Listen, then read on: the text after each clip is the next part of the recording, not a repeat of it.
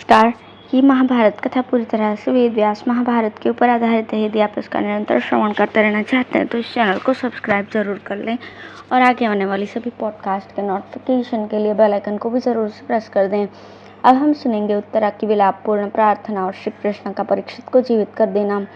वैशंपायन जी कहते हैं, राजन, सुभद्रा के ऐसा कहने पर भगवान ने उसे प्रसन्न करते हुए कहा, अच्छा, ऐसा ही करूँगा। जैसे धूप से तपे हुए मनुष्य को जल से नहा लेने पर शांति मिल जाती है, उसी प्रकार भगवान श्री कृष्ण का वो अमृतमय वचन सुनकर अंतःपुर की स्त्रियों को बड़ी प्रसन्नता हुई।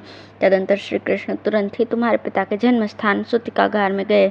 वहां जाकर उन्होंने देखा कि वो घर सफ़ेद फूलों की मालाओं से विधिपूर्वक सजाया गया है। उनके चारों ओर जल से भरे हुए कलश रखे गए हैं। तिन्दुक नामक काष्ठ की अग्नि जल रही है, जिसमें घी की आहुति की गई है। यत्र तत्र सरसों बिखेरे हुए हैं, चमकते हुए तेज हथियार रखे हुए हैं और सब और आग प्रज्वलित की गई है। सेवा के लिए बूढ़ी और युवती स्त्रियां उपस्थित हैं तथा अपने अपने कार्य में कुशल चतुर चिकित्सक गण भी विराजमान हैं। इन सब के अतिरिक्त राक्षसों के भय का निवारण करने वाले द्रव्यों का भी वहां संग्रह किया गया था। इस प्रकार श्रुतिका गृह को आवश्यक सामग्रियों से संपन्न देखकर भगवान श्री कृष्ण बहुत प्रसन्न हुए और साधुवाद देते हुए उस प्रबंध की प्रशंसा करने लगे।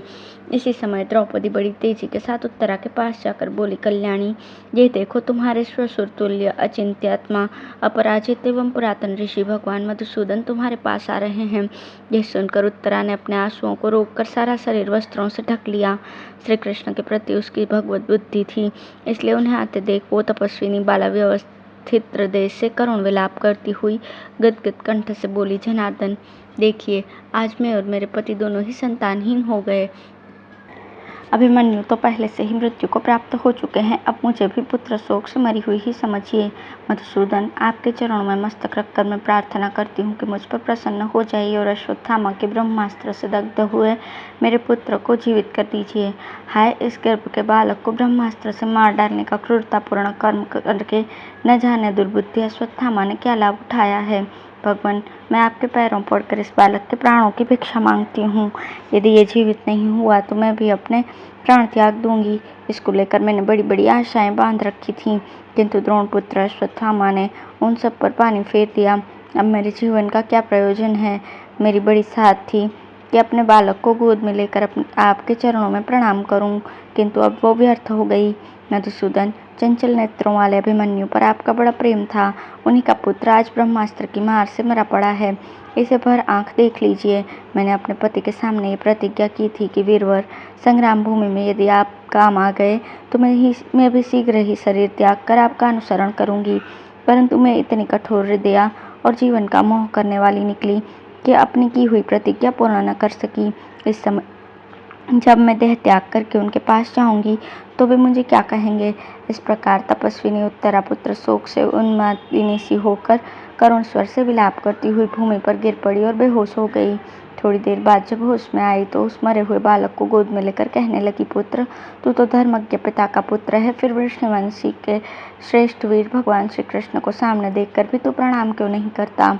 उठकर खड़ा हो जा और कमल के समान नेत्रों वाले जगदीश्वर श्री कृष्ण के मुख की शोभा को निहार, ठीक उसी तरह जैसे पहले मैं चंचल नेत्रों वाले तेरे पिता का मुख निहारा करती थी। इस प्रकार विलाप करती हुई मत्स्य कुमारी उत्तरा ने हाथ जोड़कर भगवान श्री कृष्ण को प्रणाम किया। उसका महान विलाप सुनकर श्री कृष्ण ने आचमन किया और अश्वत्थामा के चला हुए ब्रह्मास्त्र को शांत कर दिया। तत्पश्चात बालक को जिलाने की प्रतिज्ञा करके वे संपूर्ण जगत को सुनाते हुए उत्तरा से बोले, पुत्री, मैं झूठ नहीं बोलता। मैंने जो प्रतिज्ञा की है वो अवश्य सत्य होगी।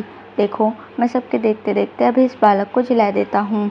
मैंने खेल कूद में भी कभी मिथ्या भाषण नहीं किया है और युद्ध में पीठ कभी नहीं दिखाई है। इस सत्य के प्रभाव से अभिमन्यु का यह बालक जीवित हो जाए। यदि धर्म और ब्राह्मण मुझे विशेष प्रिय हों तो अभिमन्यु का यह पुत्र जो उत्पन्न होते ही मृत हो चुका है पुनः जीवन लाभ करे। यदि मुझ में सत्य और धर्म की निरंतर स्थिति बनी रहती हो तो अभिमन्यु का यह मरा हुआ बालक जी उठे। यदि कंस और केशी का मैंने धर्म के अनुसार वध किया हो तो इस सत्य के प्रभाव से इस बालक के शरीर में पुनः प्राण आ जाएं। भगवान श्री कृष्ण के ऐसा कहने पर उस बालक में चेतना आ गई और वो धीरे धीरे श्वास लेने लगा। अब है श्री कृष्ण द्वारा परीक्षित का नामकरण, पांडवों का हस्तिनापुर में पहुंचना तथा व्यास और श्री कृष्ण का युधिष्ठिर को यज्ञ आरंभ करने की आज्ञा देना। वैशंपायन जी कहते हैं, जन्मेजय, भगवान श्री कृष्ण ने जब ब्रह्मास्त्र को पीछे लौटा दिया, उस समय सती का गृह तुम्हारे पिता के तेज सदैव दीप्यमान होने लगा। फिर तो विघ्न डालने वाले राक्षस उस घर को छोड़कर गायब हो गए। उसी समय आकाशवाणी हुई, केशव तुम धन्य हो। साथ ही वो प्रज्वलित अस्त्र ब्रह्मलोक को चला गया। इस प्रकार तुम्हारे पिता को पुनर्जीवन मिला। उत्तरा का वो बालक अपने उत्साह और बल के अनुसार हाथ पैर हिलाने लगा। यह देखकर भरतवंश की सभी स्त्रियों को बड़ी प्रसन्नता हुई। उन्होंने श्री कृष्ण की आज्ञा से ब्राह्मणों को बुलाकर स्वस्ति वाचन कराया। फिर वे सब आनंदमग्न होकर श्री कृष्ण का गुणगान करने लगे। जैसे नदी के पार जाने वाले मनुष्यों को नाव प्राप्त करके बड़ी खुशी होती है, उसी प्रकार कुंती, द्रौपदी, सुभद्रा, उत्तरा तथा कुरुकुल की अन्य स्त्रियों को बालक के जीवित होने से मन ही मन अपार हर्ष हुआ। तदंतर सूत और मागधों ने भगवान श्री कृष्ण का स्तवन किया। उस समय उत्तरा बहुत प्रसन्न थी। उसके पुत्र के साथ आकर श्री कृष्ण को प्रणाम किया और श्री कृष्ण ने भी प्रसन्न होकर उस बालक को बहुत से रत्न उपहार में दिए। फिर अन्य यदुवंशियों ने भी नाना प्रकार की वस्तुएं भेंट की। इसके बाद सत्य प्रतिज्ञ श्री कृष्ण ने तुम्हारे पिता का इस प्रकार नामकरण किया। गुरुकुल के परीक्षण हो जाने पर यह वीर अभिमन्यु का बालक उत्पन्न हुआ है, इसलिए इसका नाम परीक्षित होना चाहिए। जन्मेजय, इस प्रकार नामकरण हो जाने के पश्चात तुम्हारे पिता परीक्षित कालक्रम से बड़े होने लगे। जो ही उनकी ओर देखता उसका मन प्रसन्न हो जाता था। तुम्हारे पिता की आयु जब 1 मास की हो गई, उस समय पांडव लोग बहुत से रत्न राशि लेकर हस्तिनापुर को लौटे। यदुवंशियों ने जब सुना कि पांडव नगर के समीप आ गए हैं, तो वे उनकी अगवानी के लिए बाहर निकले। पूर्ववासियों ने फूलों की बंधनवारों, भांति भांति की ध्वजाओं और विचित्र विचित्र पताकाओं से हस्तिनापुर को सजाया। उन्होंने अपने घरों की भी सजावट की। विदुर जी ने देव मंदिरों में विविध प्रकार से पूजा करने की आज्ञा दी। राजमार्ग नाना प्रकार के फूलों से अलंकृत किए गए। उस समय हवा के इशारे से हस्तिनापुर में चारों ओर पताकाएं फहरा रही थीं। पांडवों के समीप आने की बात सुनकर भगवान श्री कृष्ण अपने मित्रों और मंत्रियों के साथ उनसे मिलने के लिए चले। उन सब लोगों ने आगे बढ़कर अगवानी की और सब एक दूसरे के साथ धर्मानुसार मिले। तत्पश्चात पांडव और यदुवंशी वीरों ने एक साथ होकर हस्तिनापुर में प्रवेश किया। उस समय धन का खजाना उनके आगे आगे चल रहा था। पांडव अपने मित्रों और मंत्रियों सहित बहुत प्रसन्न थे। वे एकत्रित होकर सबसे पहले राजा धृतराष्ट्र के पास गए तथा सबने अपने अपने नाम बतलाकर उनके चरणों में प्रणाम किया। धृतराष्ट्र से मिलने के पश्चात वे गांधारी, कुंती और विदुर जी का सम्मान करते हुए युयुत्सु से मिले। इसके पश्चात उन्होंने तुम्हारे पिता के जन्म काल का अत्यंत अद्भुत एवं आश्चर्यजनक समाचार सुना और भगवान श्री कृष्ण के उस अलौकिक कर्म की बात सुनकर उनको बड़ी प्रशंसा की। इसके पश्चात थोड़े दिनों में महातेजस्वी सत्यवती नंदन व्यास जी हस्तिनापुर में पधारे।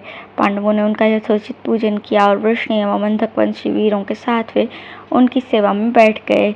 फिर नाना प्रकार की बातचीत के पश्चात धर्मनंदन राजा युधिष्ठिर ने महर्षि व्यास से कहा, भगवान, आपकी कृपा से जो ये रत्न लाया गया है उसका अश्वमेध यज्ञ में उपयोग करना चाहता हूँ। इसके लिए आपकी आज्ञा की प्रतीक्षा है। हम सब लोग आप और भगवान श्री कृष्ण के अधीन हैं। व्यास जी ने कहा, राजन, मैं तुम्हें यज्ञ के लिए आज्ञा देता हूँ। अब इसके पश्चात जो भी आवश्यक कार्य हो उसे आरंभ करो। विधि पूर्वक दक्षिणा देकर अश्वमेध यज्ञ का अनुष्ठान करो। अश्वमेध यज्ञ सब पापों से छुटकारा दिलाने वाला है।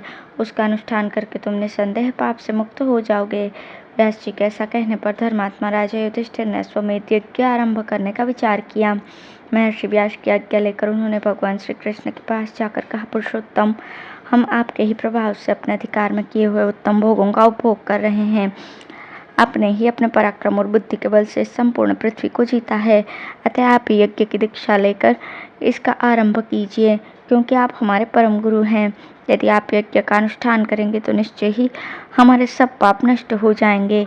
आप ही यज्ञ, अक्षर, सर्वरूप, धर्म, प्रजापति और संपूर्ण भूतों की गति हैं। मेरी ऐसी निश्चित धारणा है। श्री कृष्ण ने कहा, महाराज, ये कथन आपके ही योग्य है। मेरा तो ऐसा विश्वास है कि आप ही संपूर्ण प्राणियों को आश्रय देने वाले हैं, क्योंकि आप धर्म से सुशोभित हैं। हम लोग आपके अंग तथा सहायक हैं तथा आपको अपना राजा एवं गुरु मानते हैं। इसलिए आप हमारी अनुमति से स्वयं ही इस यज्ञ का अनुष्ठान कीजिए तथा हम लोगों में से जिसको जिस काम पर लगाना चाहते हों उसे उस कार्य के लिए आज्ञा दीजिए। मैं आपके सामने सच्ची प्रतिज्ञा करता हूँ कि आप जो कुछ कहेंगे वो सब करूँगा। आपके द्वारा यज्ञ होने पर भीम, अर्जुन, नकुल और सहदेव को भी यज्ञानुष्ठान का फल प्राप्त होगा। धन्यवाद।